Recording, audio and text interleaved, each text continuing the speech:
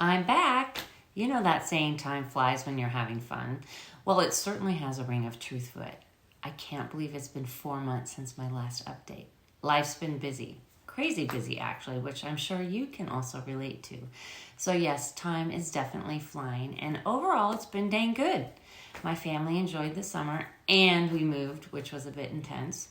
Additionally, I continue to make progress on this recent stage of my health journey, and I'm figuring out the ins and outs of my new medication. Is every day fun?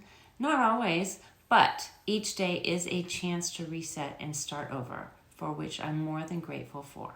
As I've said over and over since my diagnosis, I'm so very blessed. And with that in mind, October is Breast Cancer Awareness Month, and this is the first October where the true meaning of this month really hits home. Breast cancer, all cancer, can eat a suck-it sandwich. I saw an amazing quote this week. Imagine if we measured success by the amount of safety that people felt in our presence. Think on that for a moment about what it really means. It's a doozy. How does this apply to you personally, professionally, to every person you interact with? This quote packs a big punch and brings to mind a 3-hour workshop I conducted during COVID for females in a transportation association. The transportation industry as a whole is hyper-focused on the concept of safety. Over 75 women participated that day.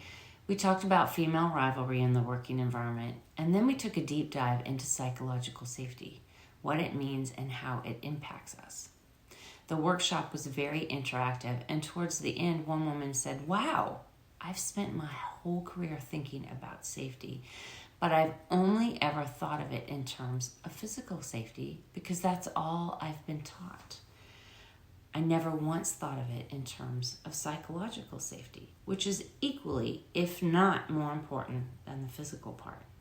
A majority of the women in attendance nodded their heads in agreement. To say the least, I was dumbfounded. My initial thought was, whoa, safety is your industry. How do you not think of it this way, or at least from both perspectives? Up until that workshop, I was a huge fan of psychological safety concepts and principles. And since then, not only am I a fan, I'm also an advocate, which is the reason I became certified in psychological safety by the Academy of Brain-Based Leadership. I've taken 2 accreditation courses, and I am a certified facilitator for individual and team coaching. I'm equipped to help you and your team build a psychologically safe culture. In case you're not sure what psychological safety is, here's an overview. Amy Edmondson, who's conducted groundbreaking research at Harvard University, defines psychological safety in the team context as a belief that one will not be punished or humiliated for speaking up with ideas, questions, concerns, or mistakes, and that the team is safe for interpersonal risk-taking. In a psychologically safe climate, team members are not afraid to express themselves. They feel accepted and respected. This openness creates a productive environment for thinking, creativity, innovation, and growth, and leads to more collaborative relationships and an overall improvement in team productivity. The contrast of that woman's remark in my session struck me to the core. It was an OMG type of moment. How in the heck were these women in the transportation profession, an industry that focuses on safety as a whole, not aware of psychological safety? Why wasn't this concept of safety not on their radar as something equally, if not more important, than physical safety?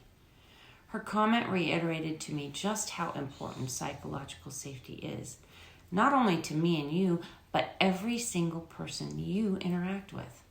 It also brings to mind something I've been thinking a lot about lately. If these women in a safety-focused industry weren't aware of psychological safety and what it means to them, maybe you haven't thought of it either. Going back to the first quote I mentioned, imagine if we measured success by the amount of safety that people felt in our presence. What if success were measured by how safe people felt simply by being around us? How magnificently wonderful would that be? How amazing would that feel?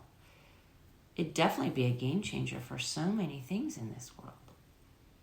Psychological safety is the key to happy, high-performing teams, which ultimately leads to heightened success with everyone you interact with.